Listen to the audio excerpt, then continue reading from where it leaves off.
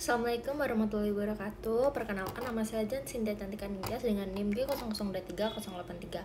Kali ini di Laprak Anatomi 2.3 ini saya akan menjelaskan tentang beberapa bagian anatomis dari persyarafan yang ada pada otak kita. Yang pertama adalah saya akan menjelaskan tentang Brodmann area ini. Nah, jadi di syaraf kita itu terbagi menjadi beberapa bagian atau yang biasa disebut dengan Brodmann area. Nah, Brodmann area ini terbagi menjadi beberapa bagian, yaitu yang pertama ada Brodmann area keempat, yaitu area motorik primer atau biasa disebut dengan gyrus presentalis. Nah, area 4 ini berfungsi untuk mengontrol gerakan volunteer wajah dan ekstremitas. Ini juga berkaitan dengan traktus piramidalis. Nah, kalau misalkan terjadi di lesi di area 4 ini biasanya disebut dengan paresis. Lalu selanjutnya ada area ke-6, yaitu area motorik sekunder atau gyrus postcentralis. Nah, area 6 ini mengendalikan gerakan volunteer dan juga berkaitan dengan traktus ekstrapiramidalis. Nah, kalau terjadi lesi di area 6 ini biasanya disebut dengan apraksia. Lalu selanjutnya ada Brodmann area 1, 2, dan 3, itu biasa disebut dengan area sensorik primer. Nah, untuk area sensorik primer ini berfungsi untuk mengenali sumber, kualitas, dan kuantitas dari suhu, nyeri, dan raba tekan. Lalu selanjutnya ada area 43, yaitu area gustatorik. Ini tuh berfungsi untuk mengenali rasa melalui indera pengecapan. Lalu selanjutnya ada area 44 dan 45, yaitu area bicara motorik atau area Broca. Nah, area bicara motorik ini juga berfungsi untuk mengontrol aspek bicara motorik. Lalu selanjutnya ada area 39, 40, dan 22. Nah, area ini biasa disebut dengan area bicara sensorik atau area Wernicke. Nah, area bicara sensorik ini berfungsi untuk pengolahan, pemahaman, dan interpretasi bahasa baik lisan maupun tulisan. Nah, kalau misalkan ada lesi pada area Broca ini, biasanya menyebabkan seseorang itu dapat memahami isi pembicaraan, namun tidak dapat memberikan respon. Itu biasanya disebut dengan afasia motorik. Lalu selanjutnya ada area 41, 42, yaitu biasa disebut dengan area auditori primer. Nah, area auditori primer ini berfungsi sebagai kemampuan dalam menerima rangsang suara. Nah, bila lesi terjadi, biasanya itu akibat terjadinya itu penurunan pendengaran. Nah, selanjutnya yaitu ada area 22, yaitu area auditori sekunder. Area auditori sekunder ini adalah area interpretasi dan asosiasi pendengaran. Nah, bila terjadi lesi itu disebut dengan afasia Wernicke atau afasia sensorik. Lalu selanjutnya ada area 17, yaitu area visual primer, yaitu berfungsi untuk menerima rangsang cahaya atau melihat. Nah, kalau misalkan lesi terjadi di area ini, itu nanti dapat muncul hemianopsia homonim kolateral. Lalu yang terakhir ada area 18 dan 19 atau biasa disebut dengan area visual sekunder. Nah, untuk area visual sekunder ini dia itu berfungsi sebagai persepsi visual kompleks seperti warna, gerak, arah objek, dan bila terjadi lesi di area ini, itu nanti dapat muncul buta warna atau biasa disebut dengan agnosia visual, yaitu dia itu dapat melihat tapi tidak bisa mengenali, seperti itu. Next. Nah, selanjutnya adalah penjelasan tentang traktus piramidalis. Untuk gambarnya bisa dilihat di sini. Nah, untuk traktus piramidalis sendiri merupakan jaras dari area motorik primer dan sekunder. Itu tuh ada di area 4 dan 6 Brodmann. Nah, dia itu berjalan menuju medula spinalis dan berakhir di cornu anterior medula spinalis, bagian eferen. Nah, traktus piramidalis ini saat melewati decussatio piramidalis terdapat serabut yang menyilang ke arah kontralateral disebut dengan traktus corticospinalis lateralis, dan yang tidak menyilang itu nanti disebut dengan traktus corticospinalis anterior. Lalu selanjutnya ada traktus ekstrapiramidalis. Ini tuh berfungsi sebagai pengendali aktivitas motorik yang dicetuskan oleh korteks motorik cerebri dan traktus piramidalis, dan juga berfungsi untuk menunjang traktus piramidalis itu sendiri. Nah, traktus ekstrapiramidalis itu terdiri dari yang pertama ada traktus vestibulospinalis yang berfungsi sebagai keseimbangan dan tonus otot. Lalu yang kedua ada traktus retikospinalis ventrolateral yang berfungsi atau berasal dari pons. Lalu yang ketiga ada traktus reticulospinalis lateralis, itu nanti berasal dari medula oblongata. Lalu yang terakhir ada traktus tectospinalis yang berasal dari mesencephalon menuju medula spinalis. Lalu selanjutnya saya akan menjelaskan tentang anatomi encephalon. Untuk encephalon gambarnya dapat dilihat di sini, terdiri dari beberapa bagian. Jadi untuk encephalon itu terdiri dari beberapa bagian. Yang pertama itu ada forebrain. Nah, forebrain ini biasa disebut sebagai prosencephalon. Yaitu masih dibagi menjadi 3 bagian lagi. Itu ada lobus olfactory, cerebrum, sama diencephalon. Bisa dilihat di gambar, ada cerebrum, ada diencephalon, lalu ada lobus olfactory. Lalu untuk lobus olfactory itu tuh sepasang bentuknya itu kayak sepasang kecil gitu. Itu ada di lobus olfactory itu juga dibagi menjadi bagian, itu namanya bulbo olfactory sama traktus olfactory. Lalu di cerebrum ini bagian yang paling besar, jadi cerebrum atau bisa disebut dengan telencephalon itu merupakan bagian paling besar di otak, khususnya di forebrain tadi. Nah, jadi di cerebrum itu lagi-lagi dibagi menjadi 2 bagian, cerebral hemisphere oleh yang membagi itu namanya media visura longitudinal media. Nah, kedua cerebral hemisphere ini itu tuh hubungkan oleh nervus yang namanya itu corpus callosum. Nah, lalu yang terakhir tadi kan udah ada lobus olfactory, ada cerebrum, lalu ada diencephalon. Nah, untuk diencephalon itu biasa disebutnya itu thalamencephalon. Nah, ini tuh letaknya itu ada di bawah dari corpus callosum, tapi dia itu di atas dari midbrain. Itu tuh di cover atau dilapisi oleh cerebral hemisphere. Lalu selanjutnya itu yang tadi kan ada forebrain, yang selanjutnya itu ada midbrain. Nah, midbrain ini tuh bagian tengah dari otak. Dia itu ada di antara diencephalon dan pons faroli. Nah, si midbrain ini lagi-lagi dibagi menjadi dua, yaitu namanya adalah corpora quadrigemina sama crura cerebri. Lalu selanjutnya itu ada hindbrain. Nah, hindbrain ini terletak di posterior otak. Dia itu dibagi menjadi 3, yaitu ada cerebellum di sini. Lalu dibagi 3 tadi, cerebellum, pons, sama medula oblongata di sini, medula oblongata. Nah, cerebellum ini bagian kedua terbesar setelah cerebrum. Lalu yang pons faroli ini terletak di bawahnya cerebrum dan terletak di depan dari cerebellum, lalu terletak juga di atas medula oblongata. Ini tuh di pons itu terletak cukup banyak nervus. Jadi nervus ini tadi akan menyeberang melalui cerebrum dan medula oblongata. Lalu yang terakhir tadi ada medula oblongata yang di bagian hindbrainnya itu nanti adalah bagian yang paling posterior dari otak, yang dimana dia nanti akan meneruskan sampai ke spinal cord. Jadi medula oblongata ini juga akan mengatur fungsi involunter seperti kayak detak jantung, lalu sirkulasi darah, pernafasan, dan juga peristalsis seperti itu. Nah, selanjutnya ada anatomi medula spinalis. Untuk gambarnya medula spinalis bisa dilihat sendiri di sini. Jadi untuk pertama, struktur eksterna dari medula spinalis ini terdiri dari visura mediana anterior, ada sulcus mediana posterior, ada sulcus anterolateralis, di mana sulcus anterolateralis ini sebagai tempat keluarnya radix anterior atau radix efferent. Sedangkan sulcus posterolateralis yaitu tempat keluarnya radix posterior atau radix efferent.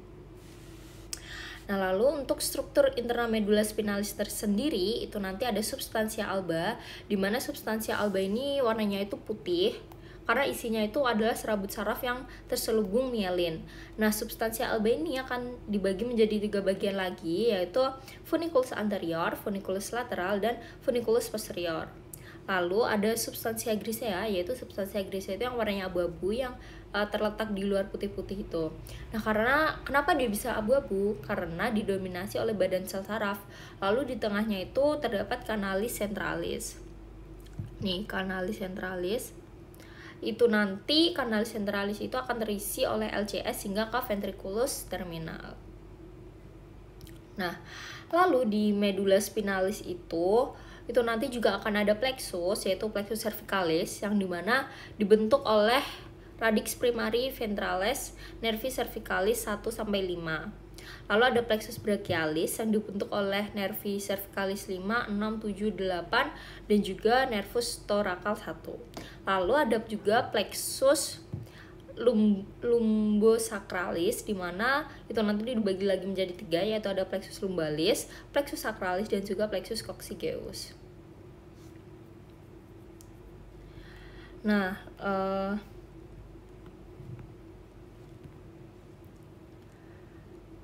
lalu di anatomi medula spinalis ini di bagian kanan atau ascendennya itu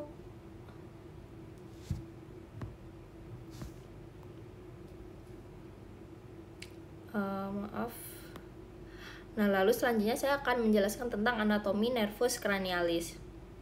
Nah, untuk anatomi nervus cranialis ini dan juga tempat keluarnya itu dibagi menjadi 2, ada dorsal dan ada ventral.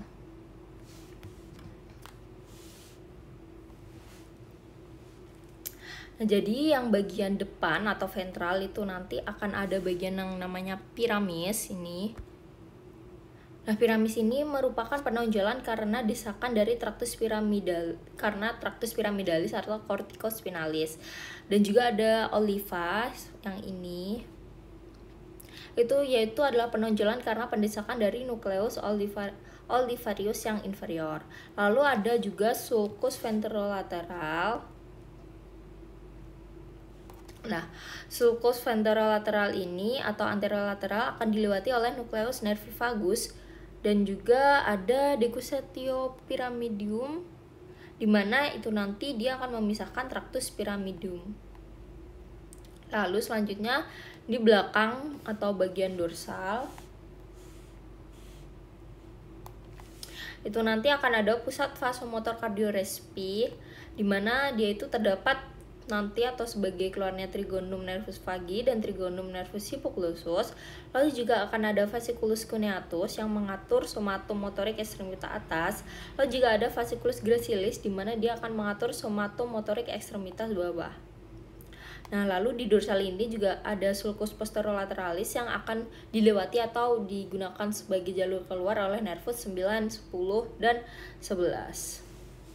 Itu tadi adalah aspek eksternal dari nervus cranialis. Sementara untuk nervus cranialis yang bagian aspek internalnya itu nanti dia di dalamnya itu ada kompleks nuklear olivarius, lalu juga akan ada nukleus ambiguus motorik, lalu juga akan ada nukleus tractus solitarius sensorik, lalu juga akan ada nukleus dorsalis nervus vagus, dan juga akan ada nukleus nervus hypoglossus. Selanjutnya saya akan menjelaskan tentang circulus arteriosus bilisi. Untuk gambarnya bisa dilihat sendiri, ini adalah bagian dari arterius bilisi. Nah, untuk arterius bilisi ini merupakan suatu lingkaran anastomosis berbentuk cincin yang terletak di fossa ossa interpendicularis basis cranii. Jadi dia itu berfungsi untuk mendistribusikan darah yang masuk melalui arteri carotis interna dan arteri vertebralis ke setiap bagian dari kedua hemisferium cerebri. Nah, lingkaran Willisi ini akan berperan memberikan aliran darah kolateral antara sirkulasi anterior dan posterior otak, melindungi terhadap iskemia jika terjadi penyakit pembuluh darah atau kerusakan pada satu atau lebih area. Lalu itu nanti akan ada arteri karotis interna bagian anterior, itu nanti akan bercabang menjadi arteri cerebri anterior dan arteri cerebri media. Lalu juga akan ada dua arteri vertebralis posterior yang akan bersatu menjadi arteri basilaris dan akan memvaskularisasi trunkus cerebri, kemudian bercabang menjadi arteri cerebri posterior. Lalu selanjutnya akan ada dua arteri cerebri anterior yang dihubungkan oleh arteri communicans anterior. Lalu ada arteri cerebri posterior dan arteri cerebri media yang akan dihubungkan oleh arteri communicans posterior. Untuk arteri-arterinya bisa dilihat di sini.